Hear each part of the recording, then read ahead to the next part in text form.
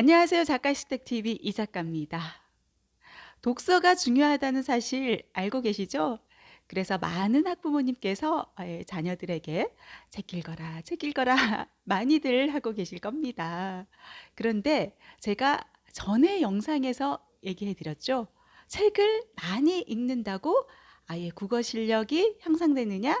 그렇지 않은 경우들도 얼마든지 있었다. 저는 책 잘 안 읽어요. 책 읽는 거 정말 싫어해요. 이렇게 입에 달고 다니는 친구인데 이 친구의 경우는 어휘구사 능력이라든가 글 쓰는 능력, 다른 친구들에 비해 가지고 굉장히 높은 거예요. 그렇다면 도대체 이 친구의 글 잘 쓰는 비법, 국어 잘하는 비법은 무엇이었을까요? 굉장히 궁금하지 않나요? 그런데 이 한 명의 친구뿐만이 아닙니다. 대체적으로 그런 친구들이 몇몇 있었다는 거예요. 도대체 그 비법은 무엇이었을까요? 그 첫 번째 비법 공개하겠습니다. 바로 부모와 대화를 정말 많이 한다는 거예요. 부모와 되게 많은 이야기를 나누고 있는 아이들이 어휘 같은 경우도 보통의 이제 재학년이 많이들 사용하는 어휘 수준보다 높고요. 글쓰기도 잘해 나가고 좀 더 나은 모습들을 만나볼 수 있었거든요. 아마 밥상머리 교육이라고 들어보셨을 겁니다. 밥상머리 교육. 식탁 안에서 많은 이야기들이 오가면서 이게 그냥 이야기가 아니라 사실은 우리 아이들이 많은 것들을 배워나가게 된다는 얘기죠.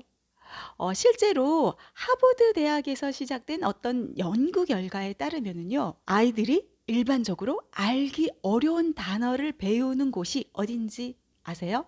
책일까요? 아닙니다. 바로 식탁이었다고 합니다. 책을 읽어줄 때 배우는 단어는 140개, 가족 식사 중에 배우는 단어는 1000개였다는 겁니다. 아이들이 가족 식사 중에 얼마나 다양한 단어에 노출됐느냐에 따라서 아이들이 사용하는 단어가 다르고 또 학습 능력이 달라진다는 얘기입니다. 여러 연구들을 보면은 아이들이 전문직에 종사하는 부모 밑에서 많은 어휘들이 노출됐을 때 그 아이들의 어휘 수준이라든가 학습 능력 더 높았다. 뭐 이런 연구 조사들도 볼 수 있거든요.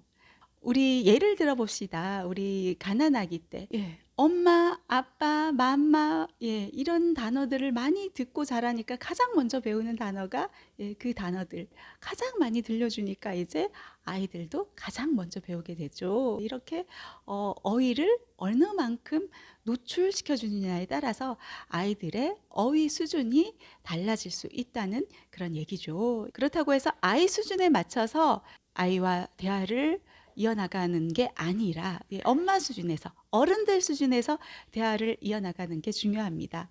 중요한 거는 대화의 양뿐만이 아니라 대화의 질 또한 중요하다는 얘기죠. 어휘력은 학습 과정에 있어서 가장 기본이 되는 것입니다.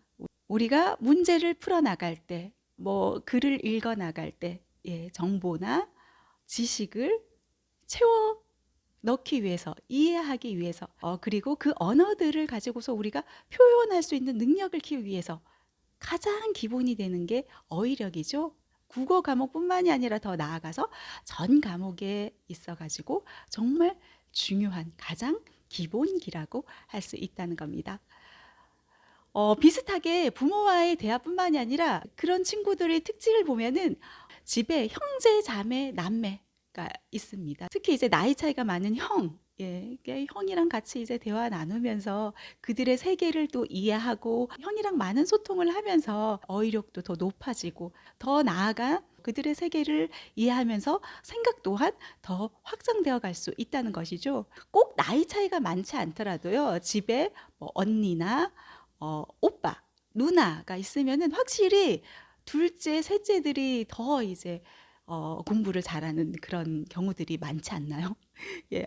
언니와 많이 소통하고 오빠와 많이 소통하고 자기 학년이 아니라 더 높은 학년들과 대화를 나누다 보면은 확실히 배워나가는 것들이 더 많다는 겁니다. 그 반대인 경우도 있어요. 어떤 친구 같은 경우는 어 동생과만 논대요. 또래 친구들보다 동생과 노는 게 더 재밌대요. 그래서 동생과 놀다 보니까 이 동생 같은 경우는 형과 노니까 더 플러스 되는 면들이 있다면은 이 형 같은 경우는 자기 학년보다 낮은 수준에서 머물게 되는 경우들이 있다는 겁니다. 그래서 가족과의 소통, 형제 자매들과의 소통 중요하지 않나. 이게 가족들이 아니라면은 학교 내에서 정말 좋은 선배 만나는 거, 이게 정말 선배에게 받는 영향력이 굉장히 크잖아요. 이 또한 중요하다는 생각을 해봅니다. 책을 싫어하고 읽지도 잘 않는 친구인데 이 친구는 왜 국어 시험 보면 잘 보고 글쓰기도